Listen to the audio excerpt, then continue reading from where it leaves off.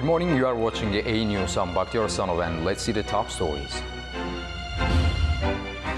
Israel attacks targets in Gaza amid ceasefire collapse. Palestinian health authorities report at least 200 people killed in the airstrikes. Donald Trump and Vladimir Putin set to talk on Tuesday on a ceasefire in Ukraine and power plant. EU and its partners pledge 5.8 billion euros for Syria and its neighbors.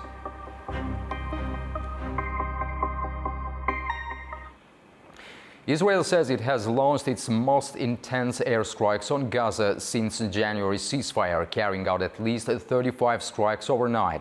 Palestinian health officials report that more than 200 people have been killed, with dozens more injured. Israel's military confirms it conducted extensive strikes across the Gaza Strip, targeting what it calls terror sites linked to Hamas. According to the Palestinian Civil Emergency Service, at least 35 Israeli airstrikes have hit multiple locations. Palestinian health authorities report that there are at least 200 dead so far, including children, with dozens more injured. This is the largest wave of airstrikes in Gaza since the ceasefire on the 19th of January. Almost the entire family was martyred, all of them in pieces, and our house collapsed on us. Our house is directly next to theirs. There are also injuries at the Satari house. They are still pulling people out from under the rubble. We were sleeping just before Suhoor, and the house almost fell on us. The White House confirmed on Monday that Israeli officials consulted with US President Donald Trump before launching the latest military operation in Gaza. Israel blames Hamas for refusing to release hostages and warns of acting with increasing military strength against the group. In response, Hamas has accused Israel of violating the ceasefire agreement. It's leaving the fate of 59 hostages still held in Gaza uncertain. Hamas released 33 hostages in exchange for nearly 2,000 prisoners since the first stage of a ceasefire began in January. Talks for a second phase to release 60 hostages and end the war have stalled. US proposes extending the ceasefire, but both sides remain deadlocked over key demands. Mediators from the US, Egypt and Qatar are still working to revive negotiations. Israeli Prime Minister Benjamin Netanyahu is threatening to resume the war and cut off food and aid deliveries to Gaza. Hamas says it will only release hostages if Israel lifts its blockade, withdraws from a strategic corridor and frees more Palestinian prisoners. So far, the war has claimed more than 48,000 Palestinian lives, according to Gaza's Hamas-run health ministry. However, more than 1,200 people were killed during the attack by Hamas on the 7th of October in 2023, when 251 hostages were taken. The United States has intensified its military operations in Yemen, launching new airstrikes on Houthi-controlled areas in Hodeidah. The attacks come amid rising tensions, with the Houthis vowing retaliation and threatening U.S. military assets. Meanwhile, mass protests have erupted in Yemen's capital, Sana'a, as thousands rally against the U.S. intervention. The U.S. military has conducted fresh airstrikes in Hodeidah, Yemen's fourth largest city, targeting what it calls key Houthi-controlled infrastructure. Houthi-run media reported strikes in the Bajil and Salif districts, including an iron factory. Houthi officials claim that more than 50 people have died, including civilians, following recent military clashes. However, the Pentagon has yet to verify these figures, only confirming dozens of military casualties. In a televised address, Houthi leader Abdul Malik al-Houthi warned of escalating attacks, including strikes on U.S. aircraft carriers, in retaliation for what he called American aggression. Houthi military spokesman Yahya Saraya later claimed, without evidence, that the group had launched another attack on the USS Harry S. Truman in the Red Sea. The Houthis warn that all hostile targets in the Red Sea and Arabian Sea remain within their range. The US has defended its strikes as necessary to deter Houthi aggression against international shipping. The US Central Command released footage of fighter jets launched from an aircraft carrier, but the date and location remain unverified. As tensions escalate, thousands of Yemenis gathered in Sana'a on Monday, protesting against US airstrikes. Meanwhile, President Donald Trump issued a warning to Iran, accusing Tehran of backing the Houthis and declaring that any Houthi attack would be seen as Iranian aggression. Since November 20th to 23rd, the Houthis have launched more than 100 attacks on Red Sea shipping, claiming solidarity with Palestinians in Gaza. These attacks have severely disrupted global trade, forcing companies to reroute vessels around Africa. In response, the US and its allies, including the UK and Israel, have intensified strikes on Houthi positions. US President Donald Trump has said that he will hold a phone call with Russian President Vladimir Putin on Tuesday to discuss a ceasefire in Ukraine. Kremlin also confirmed the call is scheduled to take place. For more on that, we go to Washington and our Ubi Schbander. A phone call between US President Donald Trump and Russian leader Vladimir Putin is in the works for this week. President Trump said that he intends to speak to Putin about the U.S. attempt to broker a 30-day ceasefire between Ukraine and Russia as a first step towards ending Europe's largest and deadliest war since the Second World War. After a bit of prodding from Washington, Ukraine has agreed to Trump's ceasefire plan. But the Kremlin has signaled its trepidation and reportedly has conditions that it would like to impose on any deal. Trump's special envoy and close confidant Steve Witkoff met with Putin for hours last week in Moscow and took back a letter from Putin addressed to President Trump. Trump told reporters this weekend that he thinks that there is a very good chance to bring the war to an end and that negotiations with the Russians will include potential land concessions by the Ukrainians. The Russian military has captured approximately 20% of Ukraine's territory, and hundreds of thousands of soldiers have been killed and wounded on both sides.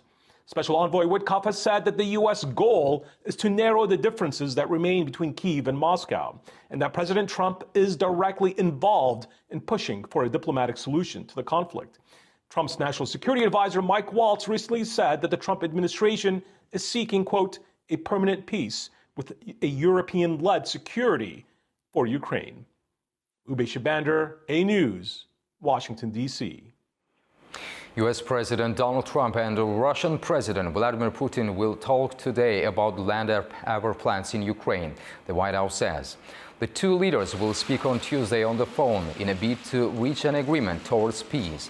The White House gave no details, but may have been referring to the Russian-occupied Zaporizhzhia facility in Ukraine. It's Europe's largest nuclear plant. Both Moscow and Kiev accuse each other of actions that could risk a nuclear incident. Canadian Prime Minister Mark Carney has chosen to make his first overseas visit to Europe rather than the United States. Instead of heading to Washington, Carney traveled to Paris and London, meeting with key European leaders.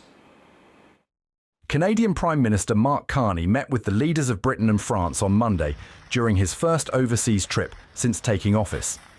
His decision to visit Paris and London rather than Washington marks a departure from the usual tradition for Canadian leaders. The move follows heightened trade tensions between Canada and the United States, with President Donald Trump floating threats of annexing Canada and imposing additional economic pressure. Carney met with French President Emmanuel Macron in Paris before heading off to London to meet with King Charles and British Prime Minister Keir Starmer. Carney, a former central banker, took the helm of Canada's ruling Liberal Party this month by presenting himself as an outsider with crisis management expertise. He argued he was best placed to oversee trade negotiations with Trump, who has threatened additional crippling tariffs on Canada and frequently muses about making the country the 51st US state. In London, Carney did not hold back in responding to Trump's statements about Canada's status. We've called out those comments. They're disrespectful. They're not helpful, and they need to stop before, and they will have to stop before we sit down and have a conversation about our broader partnership with the United States. Despite these strong words, Carney has yet to speak directly with Trump, and the US president has remained silent on the new Canadian leader's appointment. Carney's visit was met with support by French and British leaders, who also discussed ending the war between Russia and Ukraine. The European Union has pledged 5.8 billion euros to Syria and the region. It's after the EU hosted its 9th annual conference aimed at gathering aid for the country as it faces dire humanitarian challenges and an uncertain political transition. For the first time, Syria authorities were represented at the Brussels event, marking a possible shift in international engagement. The European Union and its partners have pledged a total of 5.8 billion euros in aid for Syria and its neighboring countries. The announcement was made by the EU's foreign policy chief, Kaja Kallas. She made the comment at the one-day conference, which saw ministers and representatives from Arab and Western countries, as well as United Nations agencies participate. And it was the first time a Syrian government representative attended. Interim Foreign Minister Assad al-Shibani was present, signaling a potential shift in the way the international community engages with the Syrian authorities. European Commissioner for the Mediterranean, Dubravka Šuica, says she hopes the funds will help the beginning of the country's recovery process. We just closed the Syrian pledging conference. This was 9th conference in a row. It was very successful. We pledged a lot of money. Better to say it is 5.8 billion euro, out of which there is 4.2 in grants and only 1.6 in loans. I think this is good for the recovery, for the early recovery of Syria, and I also hope that Syrian authorities, who were represented by their Minister of Foreign Affairs, can be satisfied, and this money could and should be used for the early recovery and for the benefit of all Syrian citizens. After 14 years of civil war, the financial aid hopes to help those who displaced. At the moment, there are around 7 million people displaced in Syria, according to the UN Refugee Agency. And there are more than 4.7 million Syrian refugees registered in Turkey, Lebanon and Jordan. French President Emmanuel Macron is now set to lead high-level discussions on European security and the future of Ukraine. Recently, key defense and political leaders gathered in Paris for a series of meetings. Behind closed doors in Paris, French President Emmanuel Macron hosted the chiefs of staff from 34 allied nations on the 11th of March. The meeting brought together NATO and EU members, as well as Australia, Japan, New Zealand and Ukraine. The focus was how to provide Ukraine with lasting security guarantees in the event of a peace deal with Russia. Macron urged nations to move from words to action, stressing that any security commitments should be tied to NATO's existing framework. However, concerns remain over European defence capabilities without US support. Dutch Defence Minister Ruben Brekelmans made that clear, saying, "We cannot ensure our security without the US. This is the reality we must work with." On 12th of March, France's Armed Forces Minister met with defence ministers from Germany, the UK, Italy, Poland and Ukraine. Then on the 13th of March, France's Prime Minister and Armed Forces Minister briefed political leaders in Parliament. And on the 14th of March, Macron met with representatives from France's defence industry. With the US leaving Europe's security landscape and growing pressure to reinforce European readiness to fight back any potential threats, France is using this opportunity to position itself as a flag bearer in shaping the region's defence strategy. The EU launched its Rearm Europe initiative, aimed at strengthening the bloc's military capabilities and reducing reliance on the United States. The plan to mobilize some 800 billion euros in defense spending was unveiled by the European Commission chief, who warned that Europe is facing a clear and present danger. Here is what the plan is about. In early March, the European Union announced a sweeping defense initiative known as Rearm Europe, a plan to boost military capabilities across the bloc. We all want a peaceful... European Commission President Ursula von der Leyen unveiled the strategy, citing growing security threats from Russia, uncertainty over US commitments, and the prolonged war in Ukraine. The plan involves investing up to 800 billion euros in air defense systems, munitions, cyber defenses, drones, and security reinforcements along the Russian and Belarusian borders. A key feature is a 150 billion euro joint borrowing scheme, which even traditionally reluctant nations like the Netherlands have supported. The remaining 650 billion euros would come from easing EU fiscal rules, allowing member states to increase defense spending despite budget deficit limits. However, experts warn that the plan faces serious challenges. The EU lacks a unified defense structure, and bureaucratic delays could slow implementation. Financially, Europe is already grappling with economic stagnation and rising populism, raising concerns over how the massive spending will be funded. Critics argue that redirecting resources from social and infrastructure programs to military investments could spark public backlash. Meanwhile, discussions are also intensifying around seizing Russia's frozen assets in European banks, estimated at 300 billion euros. While some EU leaders initially opposed confiscation due to legal and economic risks, recent reports suggest France, Germany, and the UK are now exploring mechanisms to use these funds for Ukraine's military and reconstruction efforts. Beyond Ukraine, Rearm Europe signals a shift toward greater military independence for the EU. With NATO's future uncertain, some EU leaders believe the bloc must develop its own defense capabilities. France, in particular, is pushing for the initiative and could use it to expand European support for Armenia's military. An angry crowd demolished a cafe belonging to the owner of the Kachoni nightclub in North Macedonia, where 59 people were killed and more than 150 people were injured in a fire.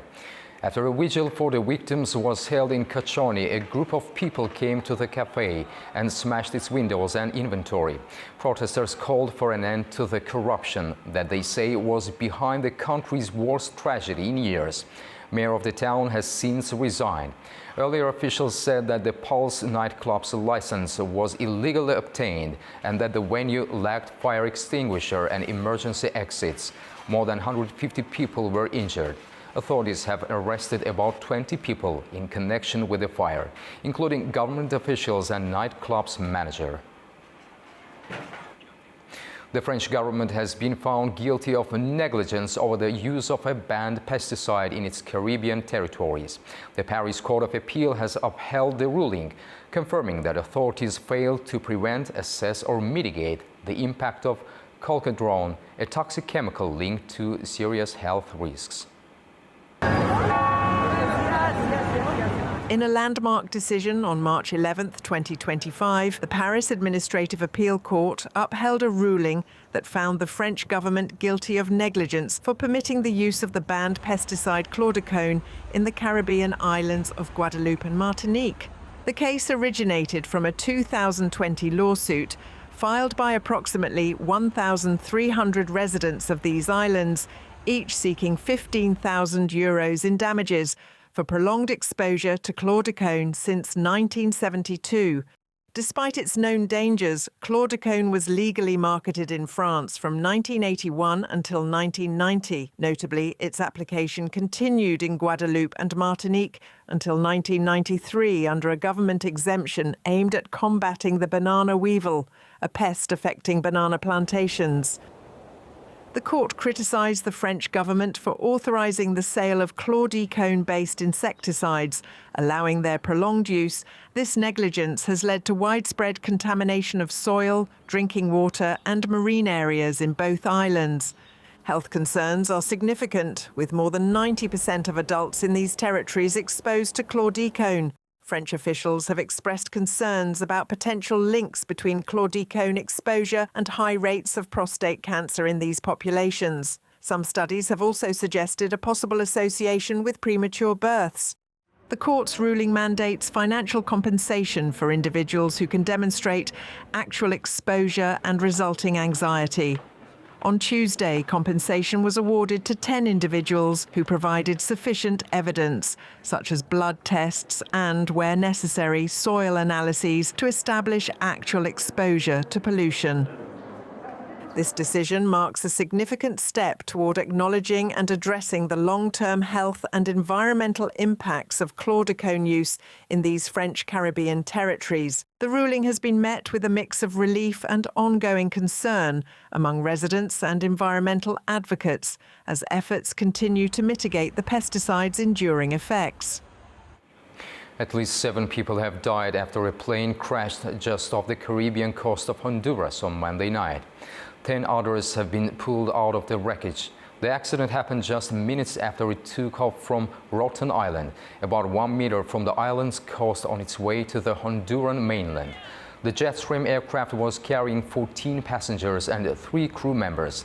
According to the flight manifest shown by local media, the passengers included a U.S. national, a French national, and 2 minors. Afghanistan approved a $10 million plan to combat climate change. This initiative holds the potential to bring meaningful change, not only in protecting Afghanistan's environment, but also in improving the livelihoods of local communities. Our Tamim Bahis reports from Kabul. Afghanistan is taking a major step in the fight against climate change. The National Environmental Protection Agency has approved a $10 million project to help communities adapt to extreme weather conditions.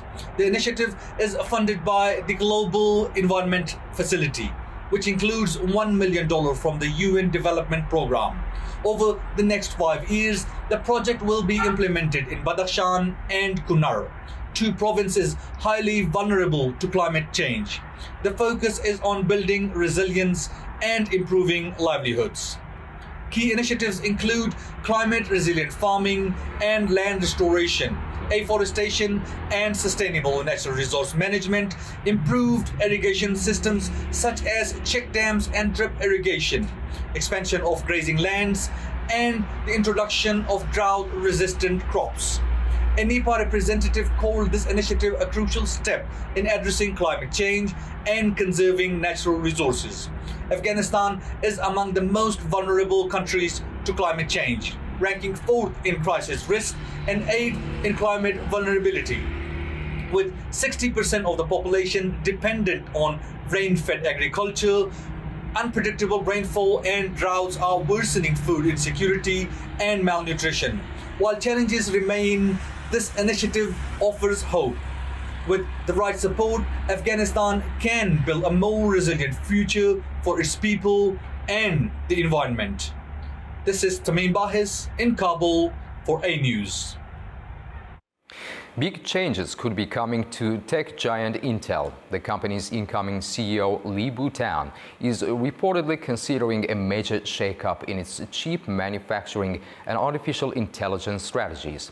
According to sources, Tan is set to return to Intel on Tuesday in a sweeping bid to revive the struggling company.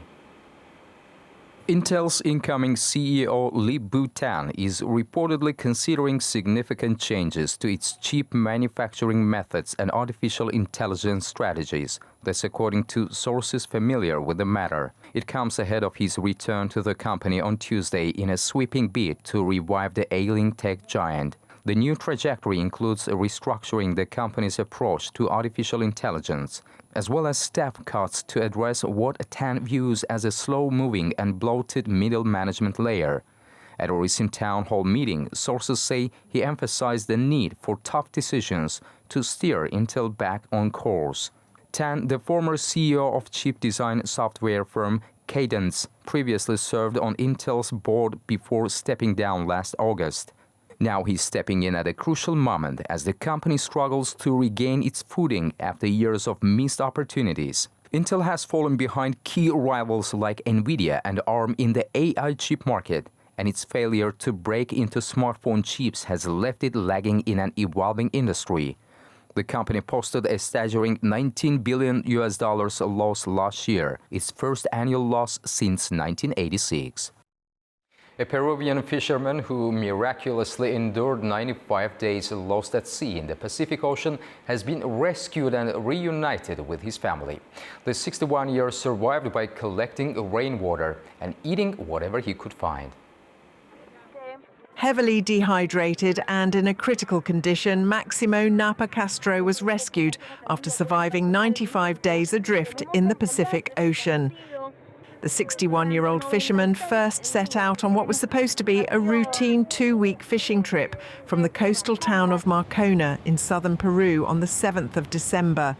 However, just 10 days in, severe weather conditions and powerful ocean currents pushed his small boat dangerously off course.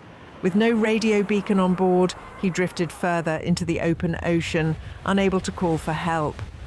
As days turned into weeks, his family launched an extensive search, but despite their efforts, Peru's maritime patrols were unable to locate him. It wasn't until the 11th of March that Napa was finally found by an Ecuadorian fishing boat in waters off the northern coast of Peru. During his harrowing ordeal, Napa relied on rainwater for hydration and ate whatever he could find. I was with him. God, I did not want to die. It was 95 days. I ate roaches, birds. The last thing I ate was turtles. I didn't want to die. My mother is alive, and I said I didn't want to die because of my mother. I have a 2-month-old granddaughter. I held on to her. After being discovered, Napa was transported to Paita for urgent medical treatment before being flown to Lima.